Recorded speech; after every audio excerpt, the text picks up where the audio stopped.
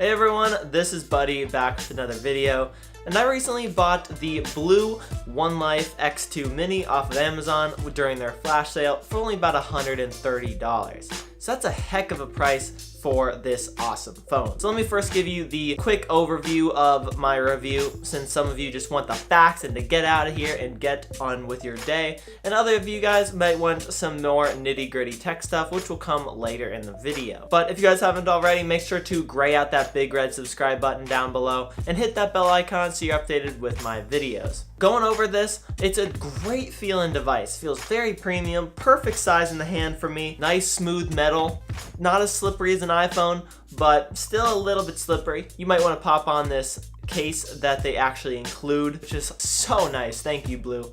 They also include some headphones for the headphone jack as well.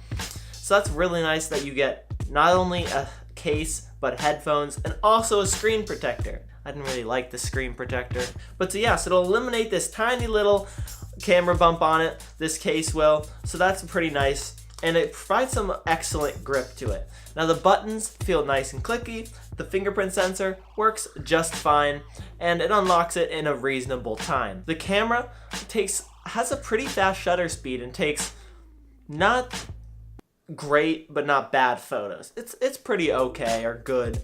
Pretty good for the most part. And the front facing camera is okay. It's okay. It does have a front facing flash on it. But overall the software, it's not the snappiest, but it's not slow, and there's not really any noticeable hiccups, as it has 64 gigabytes of storage with 4 gigabytes of RAM, and the processor will get you through most, if not all, tasks that you throw at it.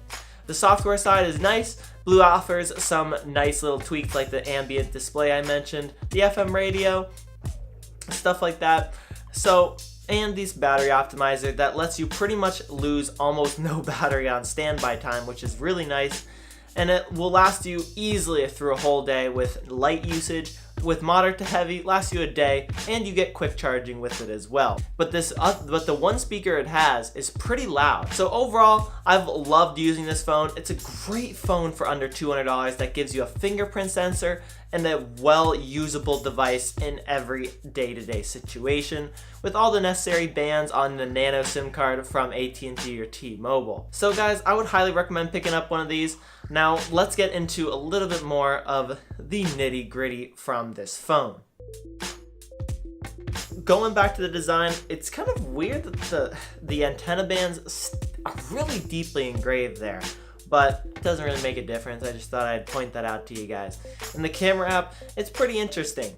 So it has this pretty fast shutter speed on the camera app. You swipe over to get your modes. Just as an FYI, the panorama definitely needs a software update.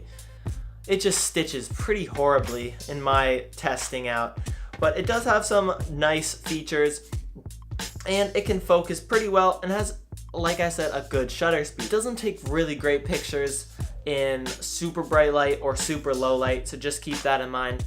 But I mean, that's to be expected. And there is a shortcut to the camera key if you double click the power button.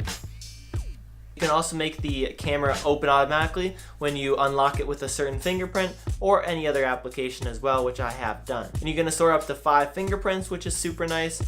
And overall, the fingerprint sensor works pretty well. You can also make it work as a back or home button, just a tap or a push down, because it is a physical home button. And the software overall is a mixed bag. For the most part, it's stock Android and allows you to customize pretty much everything, but the app drawer is kind of odd. I do like the recent apps, but it's just stick with stock. Stick with stock. But I also don't know why they make every app be on the home screen. I have an app drawer. Why do I need every app on the home screen? Like, that makes no sense to me whatsoever, BLU. That makes no sense to me. Also, they kind of went almost nougat, almost, but then they wanted to stick with Marshmallow because they included some quick setting toggles at the top of the screen when you pull down the notification shade, but then it's just circles. Like, why are they giant circles? I wish they kept the quick setting toggles up there the same as stock Android, but oh well. You can just install a third-party launcher if you absolutely want to. They did include FM radio, which is cool, and that ambient display I mentioned. Except the ambient display, it's not OLED. So it lights up the entire screen dimly, but it still lights up the entire screen no matter what. Like, OLED would make such a more smarter decision because the black pixels would stay dark and the pixels that need to light up would light up, and it would save you more battery. But since it doesn't take a noticeable hit in your battery life, it doesn't really matter to me. Now you can turn that feature off if you want, just like you can turn off the LED light notification stuff off when you want to as well. But the one speaker it has is pretty loud.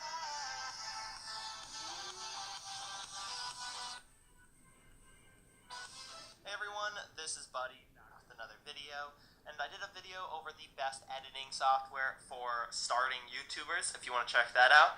But in this video, we're going to focus on Adobe Premiere Elements, the 14th version, if you were wondering. And it kind of starts pretty loud and gets a little bit gradually louder. It's not really much of a super quiet to super loud. It's more of pretty loud to quite loud, if that makes any sense. But the quality it's okay. But so yeah guys, I've really enjoyed my time with this phone.